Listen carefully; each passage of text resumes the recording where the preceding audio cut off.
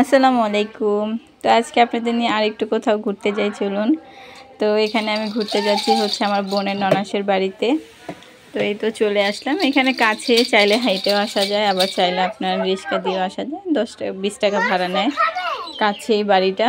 তো এসে আমার চোখ পড়েছে প্রথমে আম গাছটার দিকে। তো আম গাছটা দেখে আমার আর চোখ ফিরাতে পারছি না, যেহেতু ছোট্ট একটা গাছ, মাশাআল্লাহ কত জাম হয়েছে। আমার কাছে দেখে খুবই ভালো লাগছিল, আর গাছে বেল ছিল। তো তারপরে হচ্ছে আপা বলছিল গাছ থেকে বেল পেড়ে নাও, শরবত বানিয়ে দিই। তো দুলাভাইও পারছিল, আমি তো ওই খুশিতে আত্মহারা, এখানে ওখানে দৌড় পাচ্ছি। বেলটো গাছে গাছ ঝাঁকি দিলে যেগুলো পেকে আছে সেগুলো পড়ে যাচ্ছে অটোমেটিকলি। তো দুলাভাই কতক্ষণ এদিক দিয়ে লাড়া দিচ্ছিল, ওদিক দিয়ে লাড়া দিচ্ছিল। আমি বলছিলাম যে এরকম করছেন কেন? বলছে আরে বোকা, যেখানে পাকে সেখানে লাড়া দিলে একা একাই পড়ে যায়, তারপর না পাকলে পড়ে না, এটা ধরে।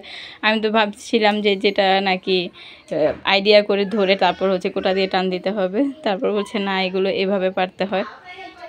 তো পারার পরে এটা এত সুন্দর একটা গ্রান আসছিল, মাশাল্লাহ মাশাল্লাহ। মনে করেন গাছ থেকে পারার পরে যে পরে যে ফেটে যায়, তারপরে এত সুন্দর একটা গ্রান বের হয়েছে। আমার কাছে তো তখনই মানে এত পছন্দ না, কিন্তু গ্রানটা শুনে এত ভালো লাগছিল। আমি তো আবার একটু গ্রান নিচ্ছিলাম একটু পরপর। আমি হাত দিয়ে বুটু ভাঙার চেষ্টা করছিলাম, দেখি না ভাঙছে না, তবে একদম পেকে গেছে বেলগুলো। তারপরে গাছ থেকে বেল পেড়ে বেলের শরবত খেলাম। এখন আবার এসেছি লেবু গাছে, মাশাল্লাহ গাছে অনেক লেবু হয়েছে। এই জিনিসগুলো আসলে কি আগে মনে হতো যে কল্পনা, এখন মনে হচ্ছে মানে বাস্তবে করছি, এতটা ভালো লাগছে। গাছ থেকে নিজের হাতে কোনো কিছু পেড়ে খেতে খুবই একটা ভালো লাগে, আনন্দ লাগে।